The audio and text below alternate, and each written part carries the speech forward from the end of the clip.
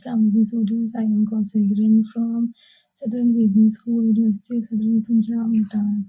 Hello and welcome back everyone. I hope you enjoy part 1 of your discussion on the idea of development. In part 1, we explore the concept of development and how different thinkers and organizations have defined it.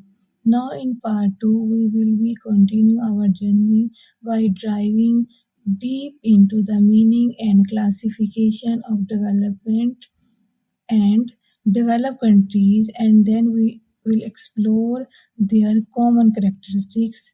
Number one, we will first of all we discuss meaning of developing countries.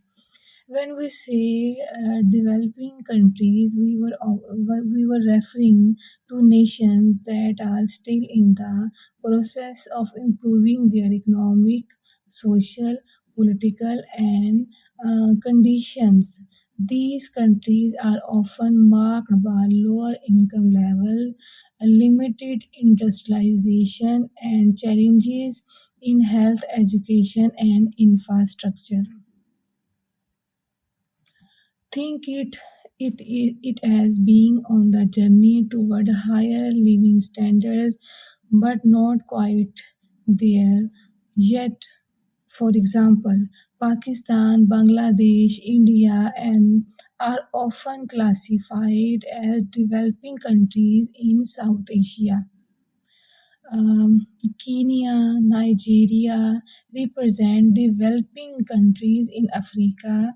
Brazil, Indonesia are considered emerging economics. They are still developing, but at a faster pace.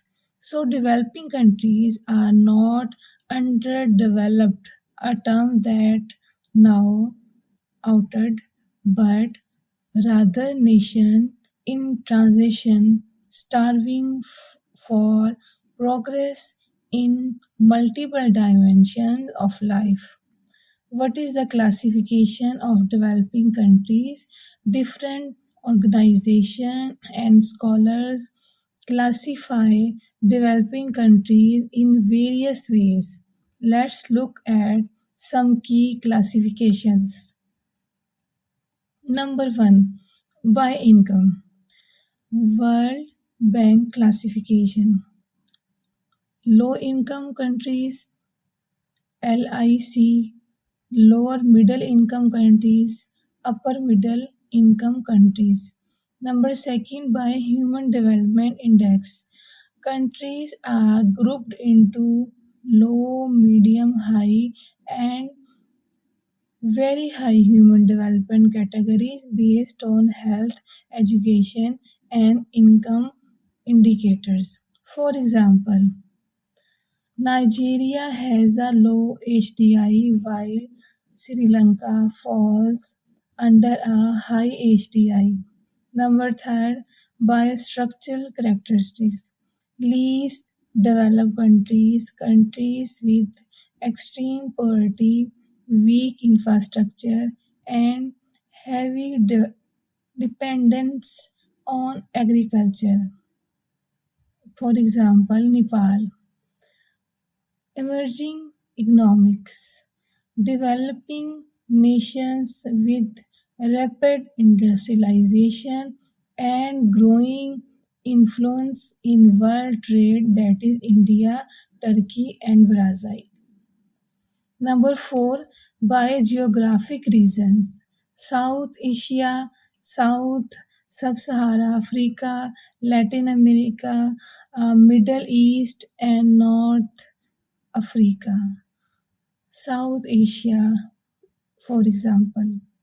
Each classification helps policymakers, researchers, and international organizations tailor their strategies or development.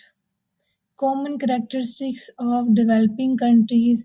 Although developing countries differ in culture, geography, and history, they often share common features. Number 1, low per capita income. Most developing countries have relatively low level of income compared to developing countries, poverty in and many people struggle to meet basic needs.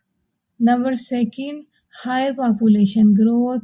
Countries like Pakistan and Nigeria face rapid population growth, which puts pressure on resources, education, and healthcare. Number third, dependence on agriculture. A large portion of the population is engaged in farming, often with traditional method. This makes economic vulnerable to climate change and price fluctuations. Number 4, dual economies. Modern industries exist side by side with industrial sectors. For example, in India, advanced IT hubs like villages where farming is still the main occupation. Number 5, low levels of industrialization, manufacturing, and modern industries are less developed, leading to develop dependence on imports of technology and machinery. Number 6, poor infrastructure, road, electricity, clean water, and healthcare system are often inadequate. This slows down development and reduce quality of life. Number 7, development and underdevelopment. What is the difference between development and underdevelopment? Even when people have jobs, they may not earn enough or fully utilization their skills. For example, a graduate may end up working as a rickshaw driver due to limited opportunities. Number 8, weak institutions and governance issue. Weak rule of law and political instability are common barriers to process. Number 9, external shocks. Developing countries often depend heavily on export of a few commodities like oil or cotton. Any drop in global prices can harm their economies. Number 10, social challenges. Problems like literacy, gender inequality, poor healthcare, and multi-nutrition are more common in developing countries.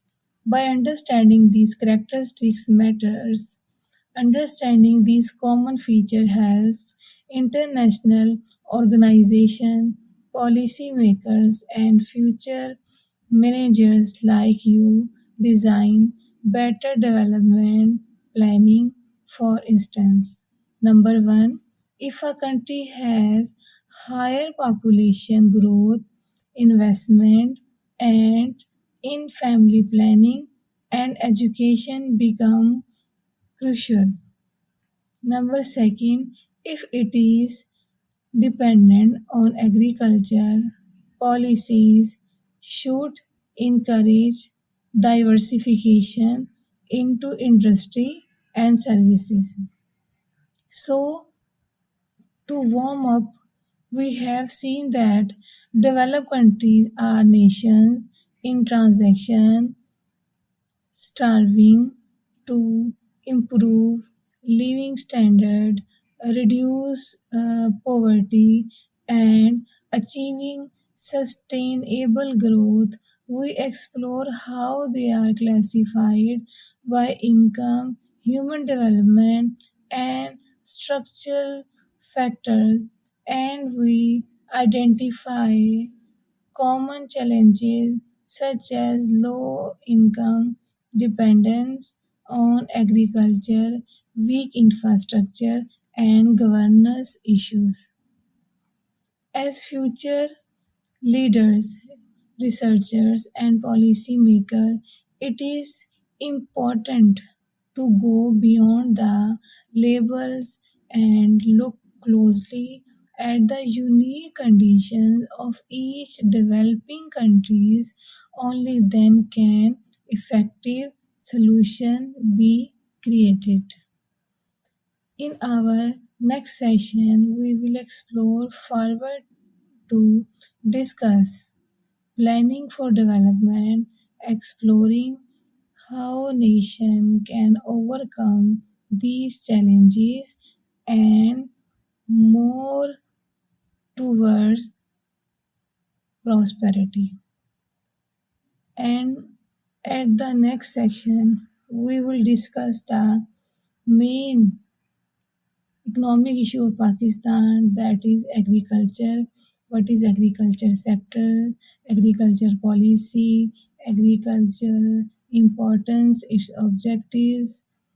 Now, thank you, students, for staying engaged, and I look forward to hearing your thought on this topic in your discussion form. Thank you. Allah Hafiz.